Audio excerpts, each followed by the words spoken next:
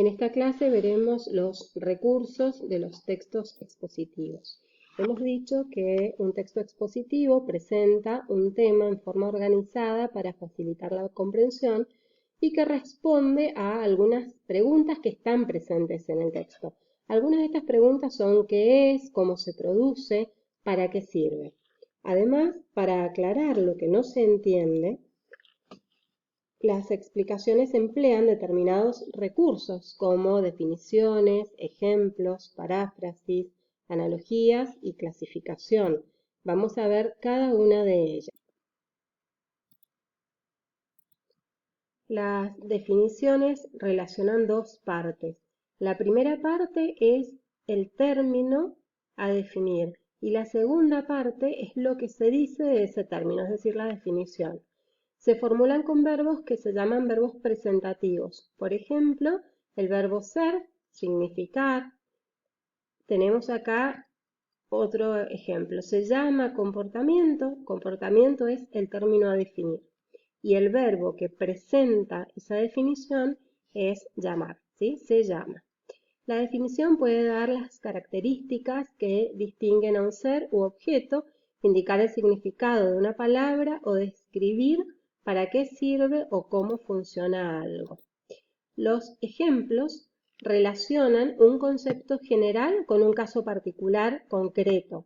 Se reconocen porque antes de ellos se escriben por ejemplo o como. Son algunas pistas o marcas lingüísticas que aparecen en el texto y que nos permiten identificar los recursos que se presentan.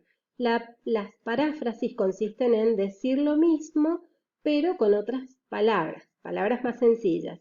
Esta especie de traducción se anuncia por medio de las expresiones es decir, o sea, esto es. Tenemos también las analogías, que comparan lo desconocido o poco claro con algo que le resulta familiar al receptor. Se anuncian con las palabras como o así como. Y finalmente la clasificación consiste en una serie de definiciones que están relacionadas entre sí. Vamos a ver estos recursos en un texto que ustedes ya han trabajado. El texto bacterias. Fijémonos que cuando comienza el texto ya presenta una definición. Dice, las bacterias son microorganismos unicelulares del tipo procariótico. Entonces, bacterias es el término que se va a definir, es el verbo que presenta la definición y la definición propiamente dicha es microorganismos unicelulares de tipo procariótico. Por otro lado, en el mismo párrafo tenemos una paráfrasis, es decir que dice lo mismo que dijo en la definición, pero con palabras más sencillas. Voy a la paráfrasis, es decir, son organismos que solo se pueden observar al microscopio. ¿Qué es lo que está parafraseando? Microorganismos unicelulares, ¿sí? Microorganismos son organismos que solamente se pueden observar en el microscopio.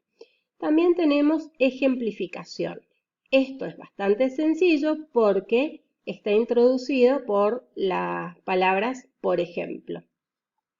Vamos a ver ahora ejemplos de clasificación. Fíjense, según su forma son alargadas, por otra parte, según su medio de vida y también hay otra clasificación según su coloración. Entonces, tenemos en el mismo texto la clasificación de las bacterias según la forma que tienen, según el medio de vida y según la coloración.